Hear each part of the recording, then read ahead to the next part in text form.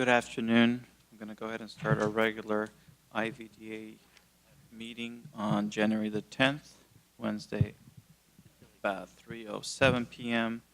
We'll go ahead and start off with the roll call. Madam Clerk. Certainly. Please state your name for the record. From the City of Colton? Richard De La Rosa. Isaac Suchel. Thank you. From the City of Loma Linda? Bill Duper. Ovi Popescu. Thank you. And from the City of San Bernardino? Kerry Davis. Virginia Marquez. Jim Mulville. Thank you. Let the record reflect that both of our county supervisors are not here. With that, I'm going to ask to see if there are any closed session public comments.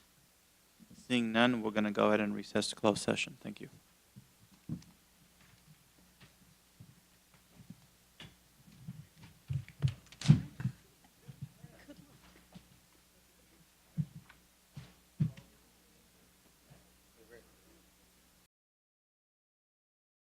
I think everyone's back. We're still waiting for Councilmember Duper, but that's go ahead. We'll go ahead and get started. For returning back to open session, and I'll go ahead and ask our attorney to see if there's any reportable action from closed session. No, we do not. Okay. Having seen no action, I'm going to go ahead that we ask that we stand up and do our Pledge of Allegiance, and I'm going to ask Mayor De La Rosa to lead us in that, please.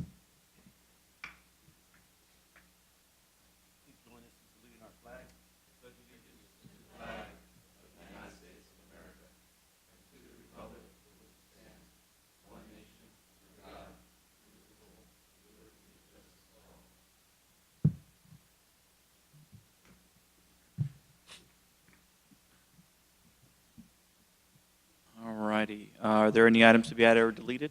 No items, sir. Thank you.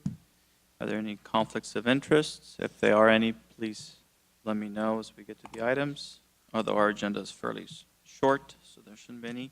And we do have a few informational items, and we'll go ahead and start with those. Mr. Burrows. So I'll go on to item B. At our last meeting, there were some representatives from GPP Global Holdings here. They made a few comments. Just wanted to give you an update.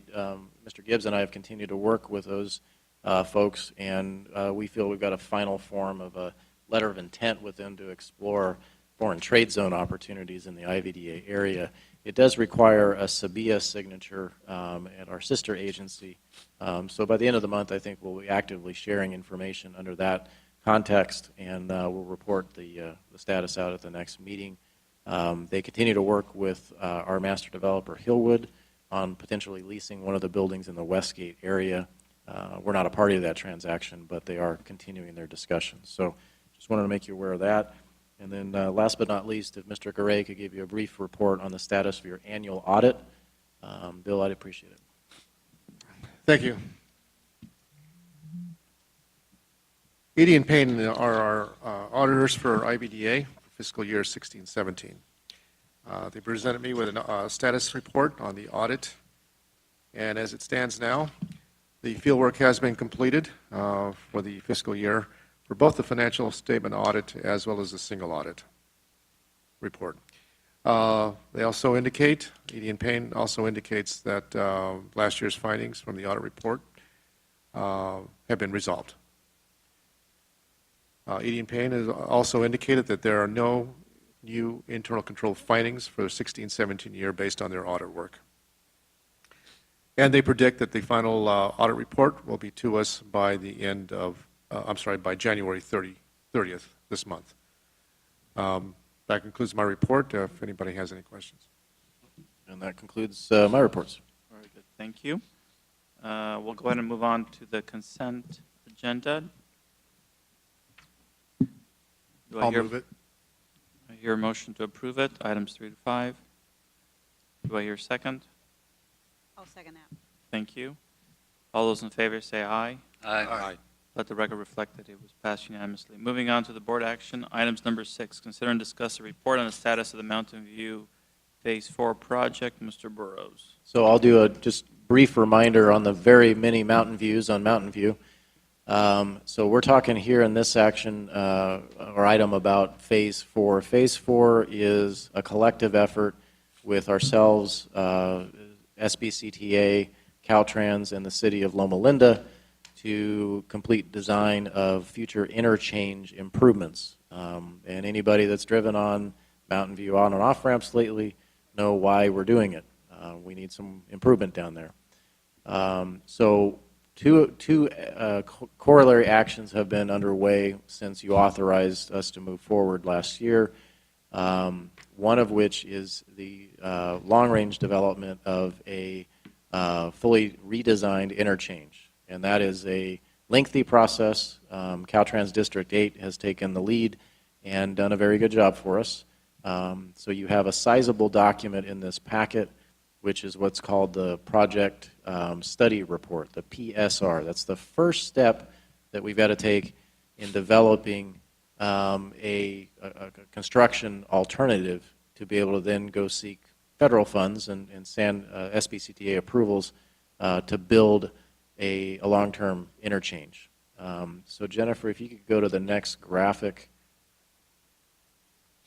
The long and short of it is, and it's very hard to see in this picture here. You've got the hard copies in your packets, and we're working on a better image. We'll probably have that up on the website here in the next couple of weeks.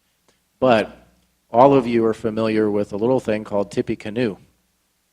So in the project study report, they're required to come up with essentially 3 alternatives. This is alternative 1. And this is essentially replicating many of the features that you have at the now reconfigured Tippecanoe on and off ramps. So this one here is called a loop ramp, and you'll see on the northern reach there that replicates much of the alignment that you see presently at Tippecanoe. This, of course, is just one of the alternatives. It also widens on and off ramps, does signal improvements. And, you know, it's a substantial effort. It does retain essentially the approach to the existing westbound off-ramp, but then, of course, directs traffic through the loop ramp at that location. So that is alternative 1. We'll move to alternative 2. So the second alternative is to essentially expand what is already what we call a diamond interchange. And in the document, in the body of the report, you'll see they call it a tight diamond. Because again, at the time this was originally constructed, that was how you designed and installed interchanges, and it certainly has served you know, the community for many, many years.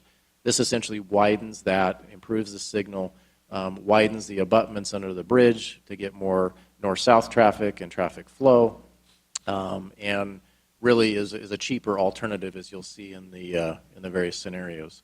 In every scenario in this type of process, though, there's a third alternative. And the third alternative is don't do anything, no build. And so that has constraints, of course, as we know. So this has been completed. I'm happy to report that. Some of these don't move as swiftly as this, so I do commend the team for making this happen quickly. So on the 28th of December, this was signed by my colleague, Mr. Belinsky at Caltrans, and this essentially is the first piece to get us along the road to be able to construct these interchanges. So in the packet, you'll see each of these alternatives have a cost, and it's not cheap.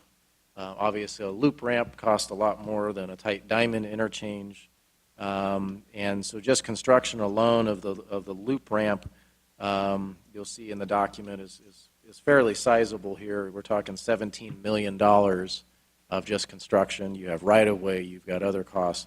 You know, theoretically, you get up to the border of about $40 million to do a loop ramp overhaul in there, as opposed to a diamond interchange, which is about 25 all in, at least projected cost. Now, again, most of these projects here, I haven't seen one in recent history in this region. You do rely on federal funding when you get into those kind of dollars. So this at least gets us started. The next stage of it is PAED, which is where we do the detailed engineering and environmental documents. It's now queued up to go to that next step. And some of the good news is, though, The timelines for that are, somewhere in 2021, and that needs to be done to make us fully eligible to be on a list, a priority list, as many of your community projects are with SBCTA, to then go seek federal funds. That's just the process, and well, I certainly commend JARB and Loma Linda for staying the course with this, because it has been a good effort. The positive news that we got, and I report on this several meetings back, but it's now definitely in motion and moving well, is that while we were doing this, we did get good positive news from Caltrans that we could proceed with some interim improvements on the interchange. And again, Loma Linda, JARB's been leading that charge. We did an agreement with Loma Linda last year to share on the cost of that. Caltrans has agreed to give us $1 million to do the construction. And so that final design alternative is with Caltrans staff under review right now. And talking to JARB, he hopes to have that out to bid and under construction by this summer.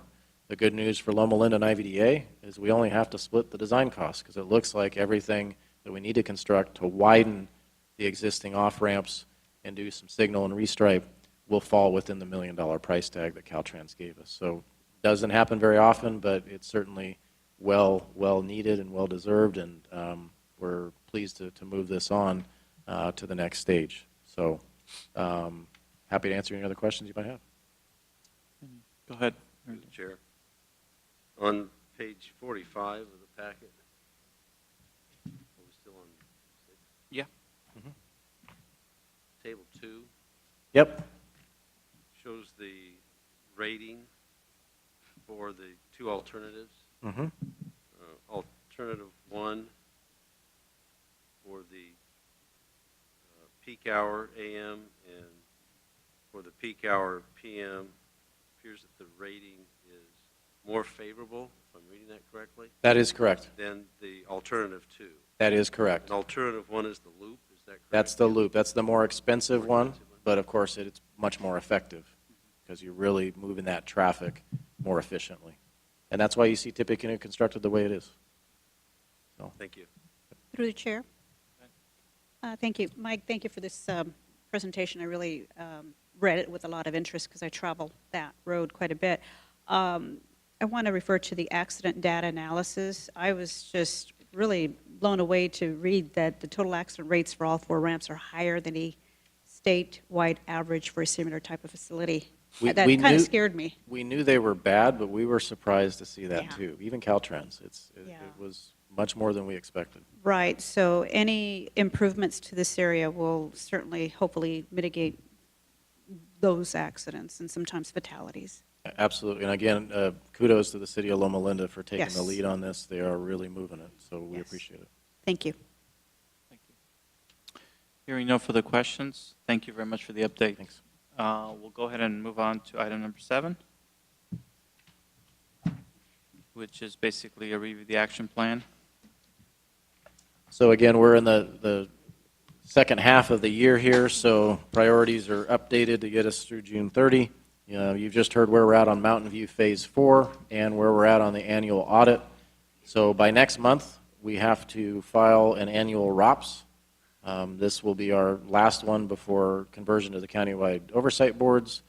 And Mr. Gray and I are working on getting that calendared. So we're on track to have that done by the end of this month. And then by March, we hope to have an update with our partners at Hillwood on what we call the North Gate development. This is essentially the balance of the acreage across Del Rosa. And we've been working on some property transfers and assemblages there. So Ms. Pritchett and I have a busy couple of weeks to prepare for that, but we are on track to see that project move forward this year. So that concludes my report. Thank you. Are there any public comments on any items that were in open session? Seeing none, are there any board member comments? Happy New Year. Thank you. And seeing none, we'll go ahead and adjourn this meeting until our next meeting on Wednesday, February the 14th, Valentine's Day. So everybody wear red, anyway. All righty, thank you very much. Good evening.